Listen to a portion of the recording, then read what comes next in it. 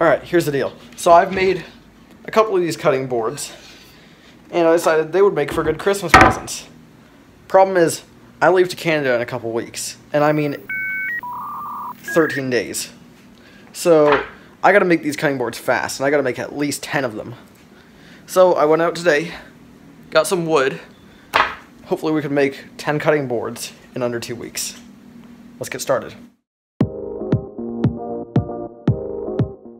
Alright, so today is day 1, start of the cutting boards. And I completely forgot to mention in the intro that these are not my design. I want to give all the credit to Zach from Zach Builds. He makes awesome stuff. If you haven't checked out his channel, you should, because his channel is probably my favorite woodworking channel out there. In fact, I'm wearing his shirt. But all the credit goes to him for this design. And I'm not going to go too much into detail on how I made these because he has a good video on how to make them. Let's get started.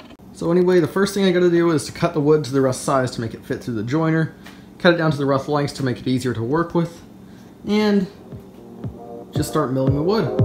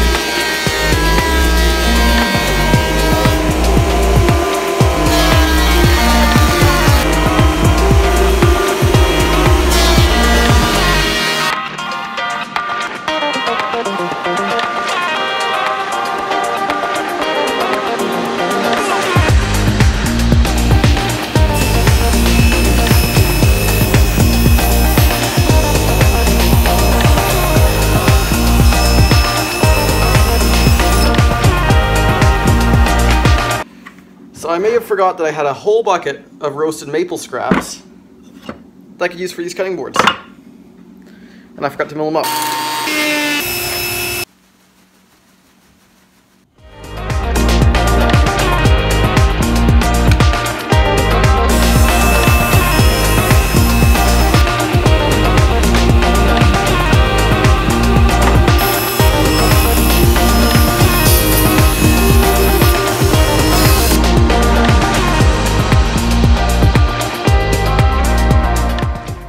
Alright, so after about 2 hours of table saw cutting, I got a bunch of 1-inch strips of hardwood that I bought and a bunch of scraps of roasted maple cut.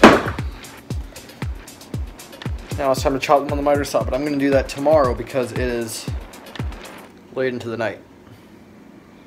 Alright, day 2. I'm not going to waste very much time. We got to square up these ends and cut them down to random lengths.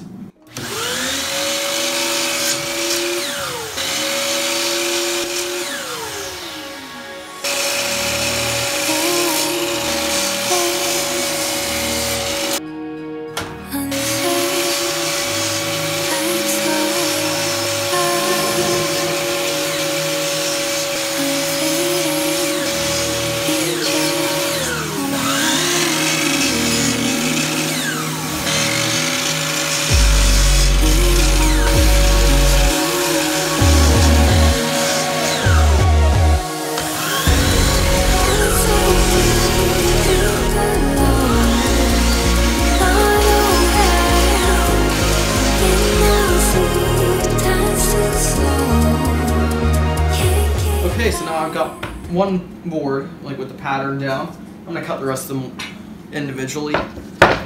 And I've made these flat surfaces for them to glue on. I just used some particle board, cut them down to just under the size of the cutting board by about like 1/4 of an inch. Then I put down some packing tape on top of it so that way the glue doesn't stick to it. I'm gonna take these boards and sand down the edges because the miter saw leaves a little bit of tear out.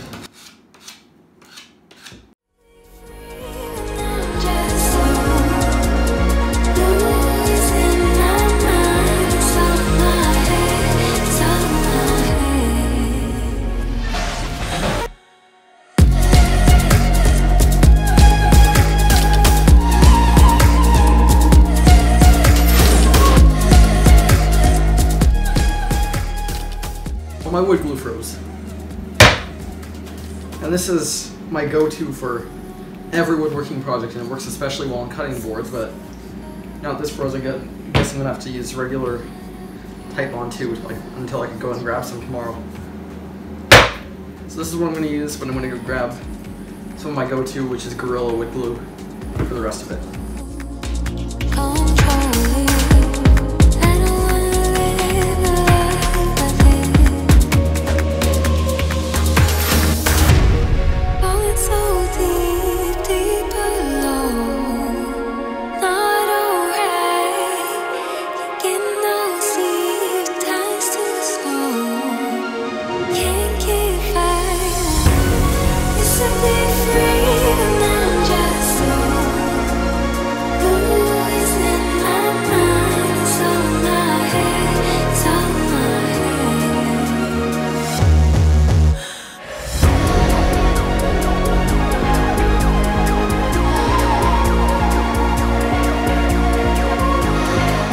I guess now it's pretty much just the same thing.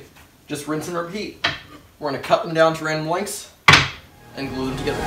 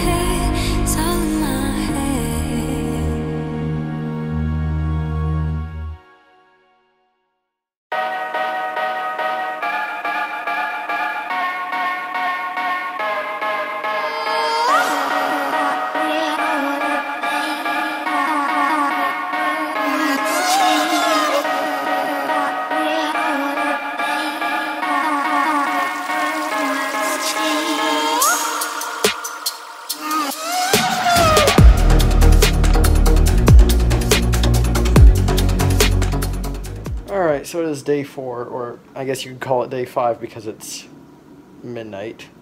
But I just got a new tool, which is this giant dust collector. And now the entire shop is a big mess because I have to make everything work around this dust collector now. So yeah, I'm going to procrastinate a little bit and I'm going to start working on the cutting boards probably tomorrow.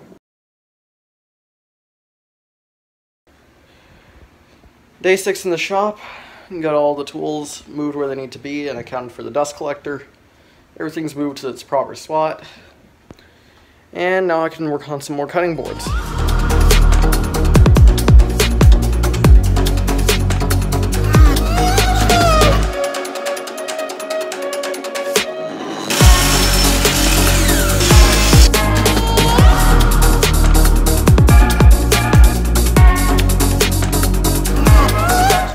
So one thing that I did want to point out is that I'm gluing my end joints. I know Zach didn't glue his up because his saw is really accurate, but my saw is not as accurate, and the glue helps seal these gaps anyway. I prefer them to be sealed, but it's just personal preference.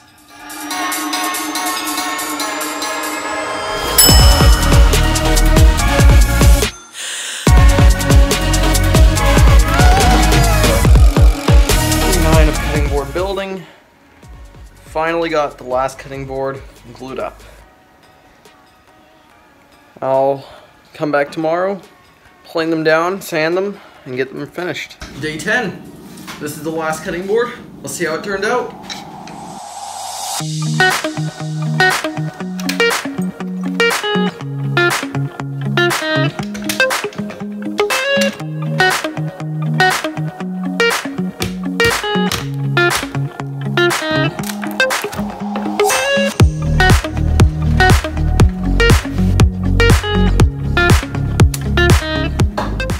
So there's one important step when making cutting boards, and that's making sure it's flat. Now these, even though I tried to use the particle board backer underneath it to make sure it was flat, it's still not flat. So to do this, I have a sheet of melamine right here. I'm going to take the plywood and hot glue it on, and that will be my flattening sled for the player because I don't have a 12-inch jointer to run this through.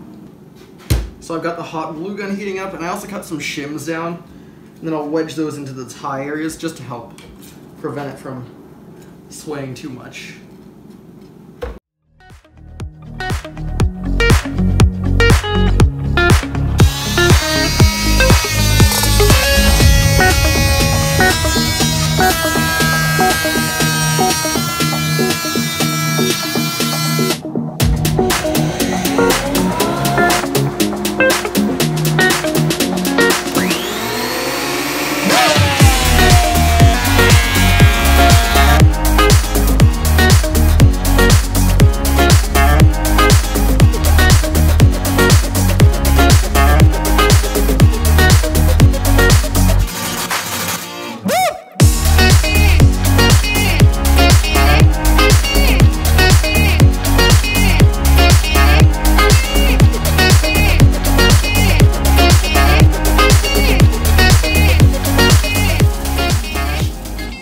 Now that one side of the board has been flattened, we're just going to take it and make it coplanar through the other side and bring it down to its final thickness.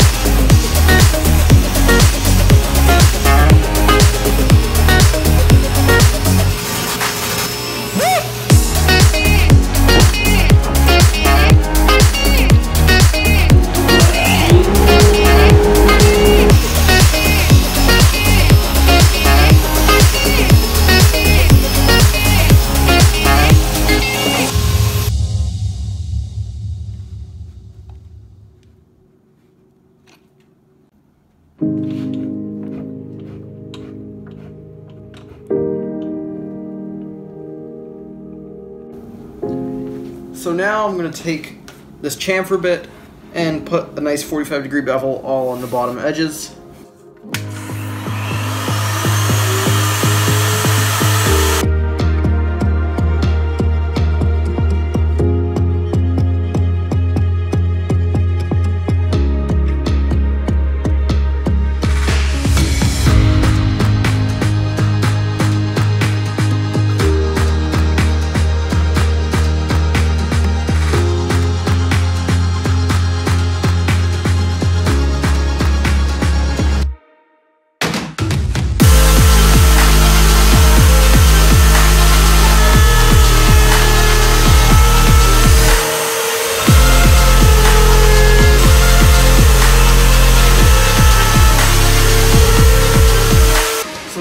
Dusty doing all those bevels on the router table. Now let's make it even more dusty by putting a round over on the top edge with the trim router.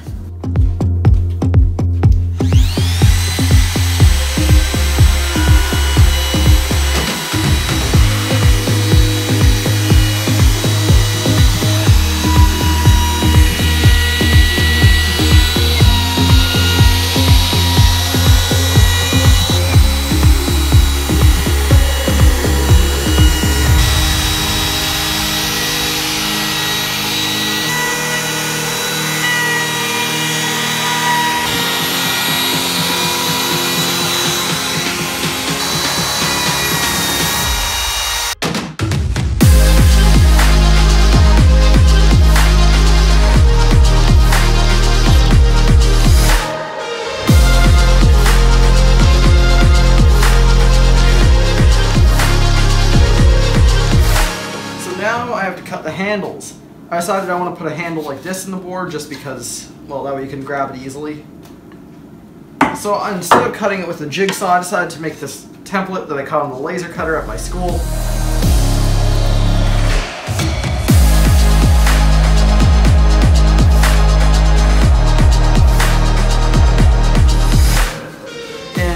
And this was super easy to make. I glued a walnut strip on the back of it with a triangle cut out, and that's for the center point. That way I can hook it up to here and line it to the center, and then use the router with a flush trim bit to cut it out.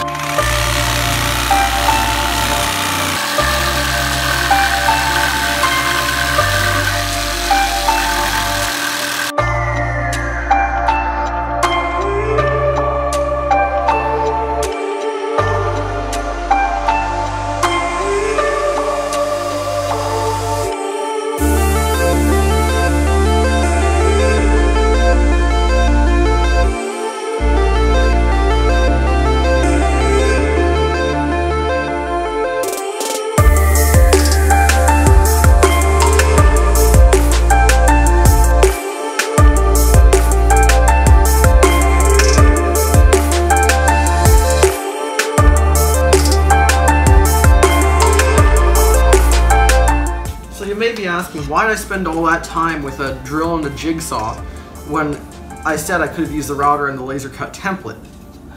Well, because I wanted to hog out the majority of this material so that way it causes less stress on my router and it's a little bit safer. So now I'm just going to attach this template using some masking tape and some CA glue. This is a simple trick if you don't have double-sided tape. Just apply some CA glue onto one side and apply some activator on the other.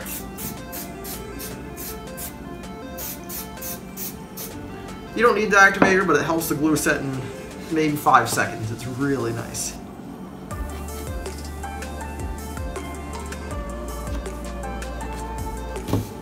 And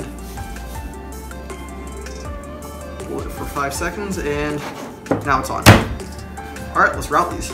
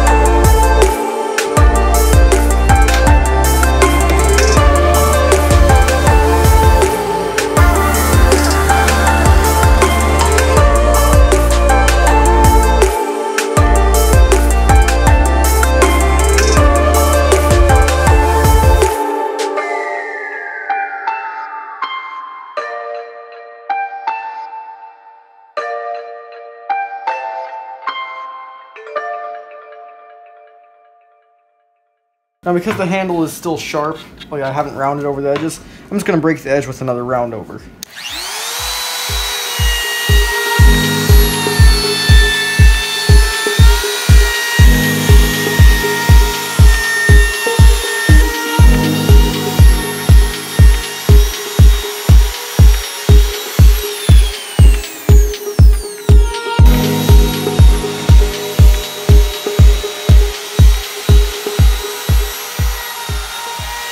Alright,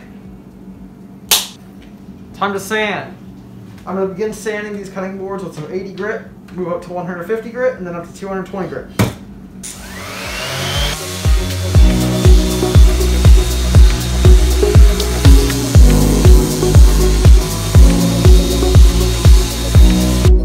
So I got some good news and I got some bad news. The good news is I got all 10 cutting boards sanded down nice and smooth to 80 grit sandpaper. But yeah, that took forever, and it's past midnight, which means in a few hours I'm heading to Canada, which means I cannot get these done in time. But that's alright, I'm going to take these with me, I'm going to bring them to Canada, and I'm going to finish them there. Although what I would like to install is some feet for these cutting boards, just so that they don't slip around on the countertop. I usually install these rubber feet. These are the mechanical fastener ones. These aren't the adhesive back. These are ones that actually screw in. I want to get these installed on there. I'll take them off when I need to sand them to a higher grit.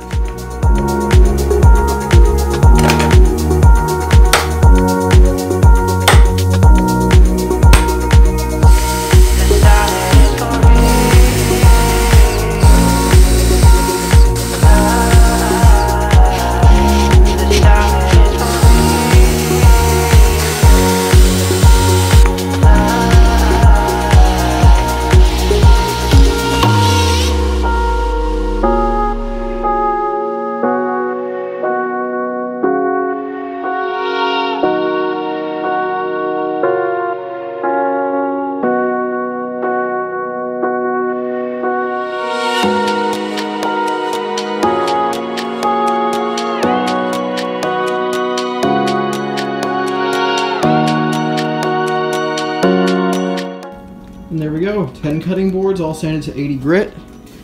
Temporarily installed the feet on them, just so I could transport them. But now, I will see you in Canada. Alright, it is early in the morning, and it is time to head out.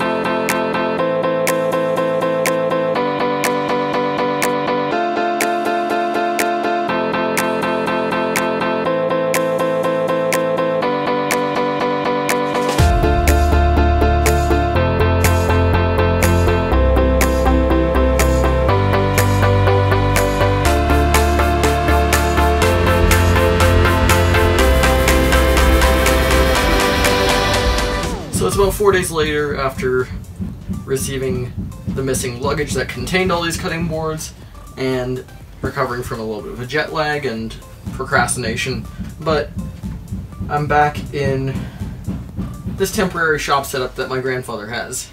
He has this small shop, that's what he's been using as this furnace room. Don't know why the furnace room, because cutting stuff in here is probably bad for the furnace. But he has a workbench, it's nice and soft, so it's perfect when I'm sanding these cutting boards. And I went out and I bought a sander. Let's sand these cutting boards. Sadly, I couldn't find any 150 or 180 grit, so I bought 120 grit. Should be fine. But let's start off by taking the feet off these cutting boards. So there's a big issue. This cracked. Got a couple clamps, and I went out and I bought some outdoor weatherproof wood glue, which is waterproof. And the reason why I bought the LePage glue, it's got a very small tip, which means I could get it in there and put some glue inside of that crack and then clamp it up with the 2 clamps that I have here.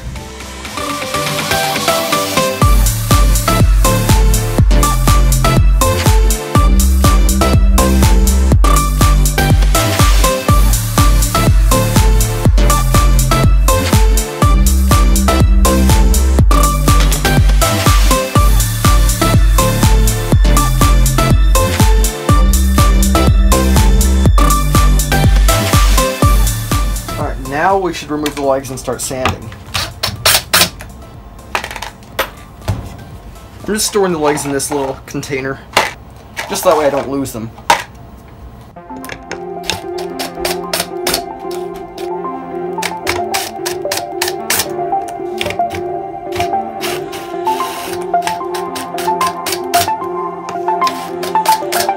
So one thing that I think I forgot to mention, it's December 22nd. and I gotta get these done by the end of the 23rd. Plus, I've got some more Christmas gift ideas that I want to try last minute. Don't know if I'll ever do those, but yeah, it's December 22nd, and I gotta get this video before Christmas. One other thing that I should point out is it's a good idea to, instead of using the bag on the sander, just keep things cleaner and to protect your lungs, hook up a shop vac or a dust extractor to your orbital sander. That way we get good dust extraction while we're sanding, and it just keeps the workspace a lot cleaner.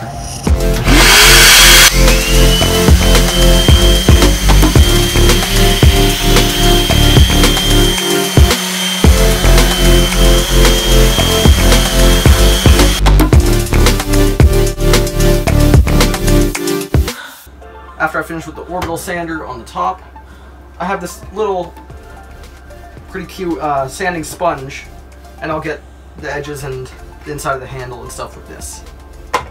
And because this is such a repetitive task like the gluing, I usually like to entertain myself with just a video or a show while I'm gluing up or doing something monotonous and repetitive. And it's perfect timing because Zach Builds is about to premiere his new video, so I'm going to have fun watching this while I'm sanding.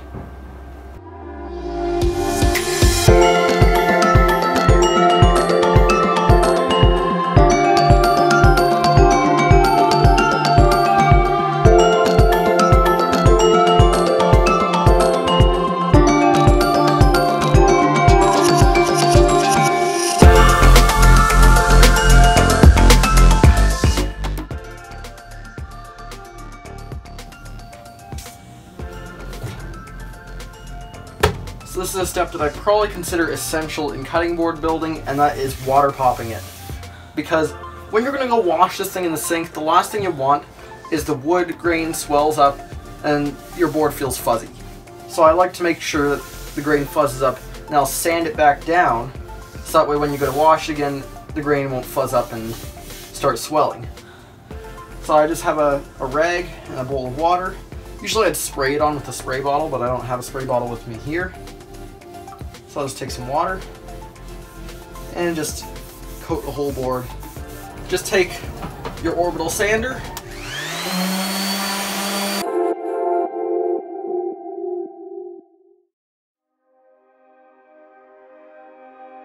so I'm now in the garage and I have all the boards water popped and sanded, so now it's time to oil them. For oil, I'm going to be using Samann's Butcher Block oil.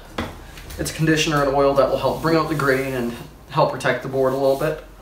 So we're just going to apply this with a rag.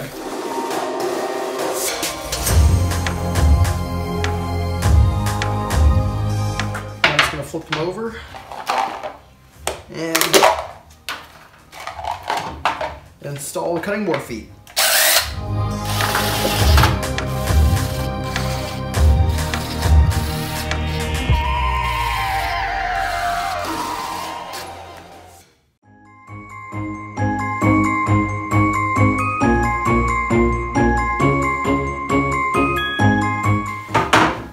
Alright, that's the last one done. Now let's shoot some B-roll. Sleigh bells ringing, diamonds blinging, carols singing, favorite season.